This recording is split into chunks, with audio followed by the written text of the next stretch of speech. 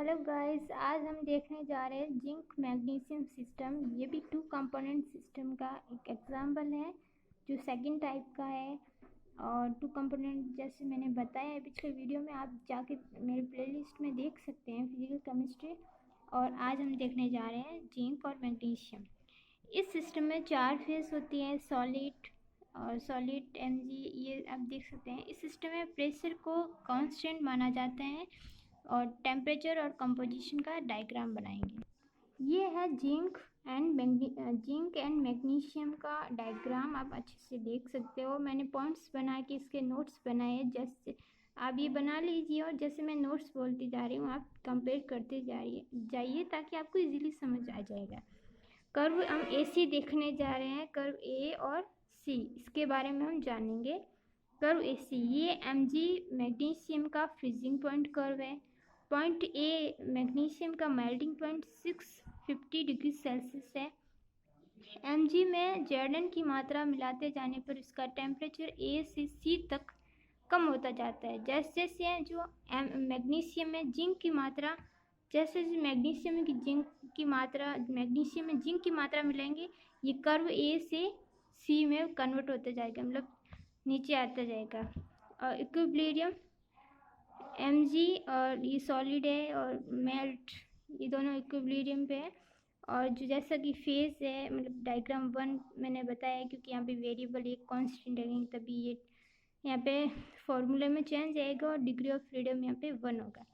Point C, इस point, अब A के बारे में जान, AC के बारे में जान लिए। पॉइंट, ये कर्व AC है, इसके बारे में जान लिया। और अब पॉइंट, सिर्फ C पॉइंट के बारे में जानेंगे। पॉइंट C है इस सिस्टम में। पॉइंट C जो है उसको यूटेक्टिक पॉइंट कहते हैं और यहाँ पे टेम्परेचर इसका 347 डिग्री सेल्सियस है। मैग्नीशियम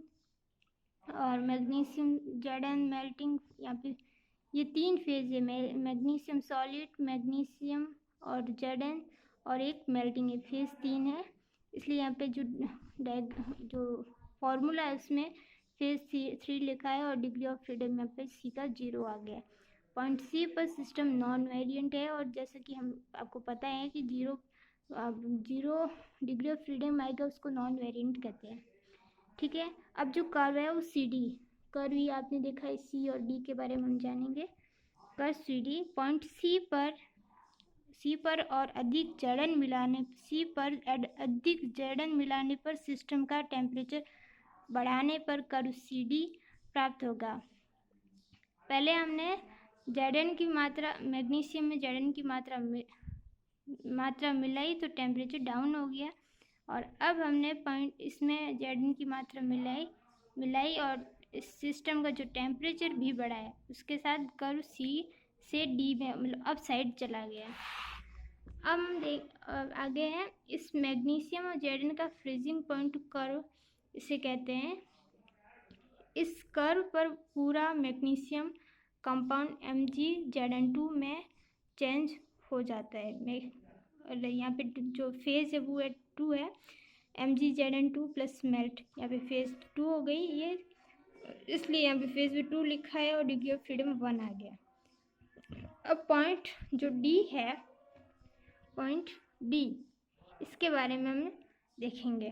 पॉइंट D जो है उसे कॉन्क्रुएंट मेल्टिंग पॉइंट कहलाता है। जो पॉइंट D है वो कॉन्क्रुएंट मेल्टिंग पॉइंट कहलाता है। इस पॉइंट पर सॉलिड और मेल्ट का कंपोजिशन समान अर्थात MgZn2 हो जाता है। इस पॉइंट को MgZn2 का मेल्टिंग पॉइंट कहते हैं और इसका जो मान है 576 डिग्री सेल्सियस है। अब और इसके जो फेज है वो 2 है, एक सॉलिड और एक मेल्ट, और डिग्री ऑफ फ्रीडम यहाँ पे 0 आ गया। और इससे जहाँ पे 0 आता है उसे क्या कहते हैं, नॉन वेरिएंट, और जो D पॉइंट है वो नॉन वेरिएंट है। यहाँ पे आगे हैं जो कर्व देखेंगे, D और E, curve D and E के बारे में। इस पॉइंट में Zn और अधिक मिलाने पर कर्व DE प्राप्त होता है। Zn जो सॉलिड और सॉल्यूशन, ये 2 फेज है, इसलिए डिग्री ऑफ फ्रीडम यहाँ पे 1 आ गया। और अब पॉइंट E के बारे में जानते हैं।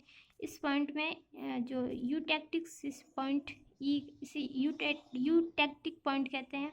सॉलिड Zn1, सॉलिड Mg(Zn2) और सॉल्यूशन यहाँ पे फेज 3 हो गई और डिग्री ऑफ फ्रीडम 0 आ गया। जैसा कि आप देखते जा रहे हो जो भी कर्व है उन सबका कर्व का जो डिग्री ऑफ फ्रीडम 1 आ रहा है और जितने भी पॉइंट अलग अलग है उसका जो डिग्री ऑफ फ्रीडम 0 आ रहा है, मतलब सारे पॉइंट नॉन वेरिएंट है। अब ये एक नॉन वेरिएंट है क्योंकि यहाँ पे डिग्री ऑफ फ्रीडम 0 आ गया। इस टेम्परेचर को यूटेक्टिक टेम्परेचर कहते हैं। यहाँ पे जो कर्व लास्ट है BE के बारे में, BE कर्व मैग्नीशियम मिलाने पर Zn के मेल्टिंग में कमी आ जाती है और Zn और सॉल्यूशन ये दो है, ये इक्विलिब्रियम पे और फेज 2 हो गया और डिग्री ऑफ फ्रीडम 1 हो गया। अगर ये मेरा टॉपिक आपको समझ में आया हो, अच्छा लगा हो तो प्लीज़ मेरे चैनल को सब्सक्राइब करें, लाइक करें, कमेंट करें। Thank you so much guys. और नेक्स्ट वीडियो में हम फिनोल वाटर सिस्टम के बारे में जानेंगे। Thank you so much guys.